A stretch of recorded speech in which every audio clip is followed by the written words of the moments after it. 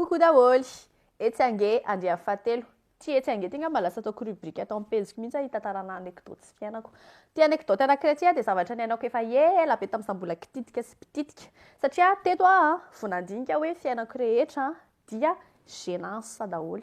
Gêné foana tamin'ny fiainako nisy moment de gêne foana nanomboka tamin'izaho mbola madinika ka hatramin'izaho efa olon-dehibe efa zatovo efa mademoiselle le folo jafy amin'izao dia feno gênance ny fiainako. Fa ty zavatra anankiray ty dia tamin'izaho tany mbola tany amin'ny collège nanao cours de français zay tamin'izay. Fa alohana tongavana amin'ny cours de français dia izaho mitondra sakafo am-pianarana taloha tamin'izany dia ninambary sy ohatr'izany rehetra ilay pause amin'ny atoandro ireny zany satria izany tsy mody any an-trano fa misakafo any am-pianarana dia mitondra fady.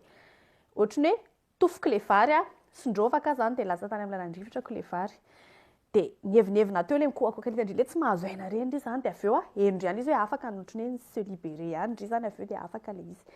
Avy eo amin'izay nandeha amin'izay indray nianatra ny après-midi ilay miditra amin'ny roa cours de français amin'izay tamin'izay kopa-tanana ho madame Haingo raha mahatadidy anazy raha mahita ty horonan-tsary ty dia nanomboka henoko hoe tsy mahazo aina mihitsy tamin'izay. Ohatrany hoe henoko mbola misy nanelingelana atao ilay vary tao anatin'ny lalan-drivotra nanelingelana izy.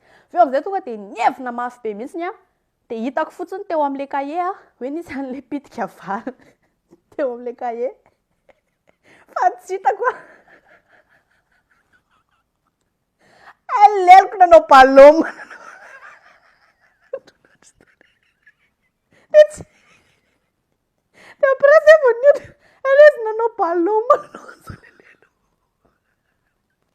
menana tamin'izany sady te miantsy te menaka izy meme anaty tao am-pianarana nareo izay tao amin'ny 6e 2 tamin'izany araka cours tamin'ny madame Haingo fa tamin'izay tena ilay vary fotsiny hitako hoe pitika sady tsy ilay kizy avy teo akaiky amin'izay io pitika vary.